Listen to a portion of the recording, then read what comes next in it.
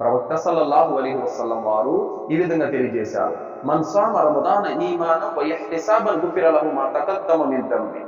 ఎవరైతే పరిపూర్ణమైన విశ్వాసంతో, ధర్మనిష్టతో, పరలోక పుణ్యఫలాపేక్షతో ఉపవాసాలు పాటిస్తాడో అతని యొక్క పాపాలు క్షమించబడతాయి. మన్ ఖామ రమదాన ఈమానం వ ఇహ్తిసాబన్ గుఫిర లహు మా తకద్దమ మిన్ దమ్బి.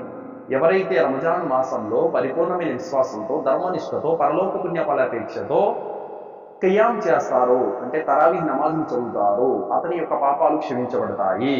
మన్ ఖామ లైలతుల్ ఖద్ర్ ఈమాను వ ఇహ్తిసాబన్ గుఫిర లహు మా తకద్దమ మిన్ దమ్బి. ఎవరైతే పరిపూర్ణమైన విశ్వాసంతో, ధర్మనిష్టతో, పరలోక పుణ్యఫలాపేక్షతో లైలతుల్ ఖద్ర్ జాగరణ చేస్తారో అతని పాపాలు క్షమించబడతాయి.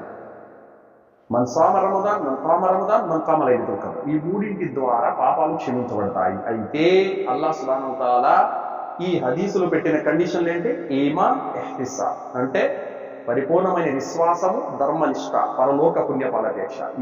ఈ రెండు ఉంటే గనక అతను పెట్టే రోజాల ద్వారా, తరావీ నమాజుల ద్వారా, లైలతుల్ ఖద్ర్ జాగరణ ద్వారా తన పాపాలు క్షమించబడతాయి.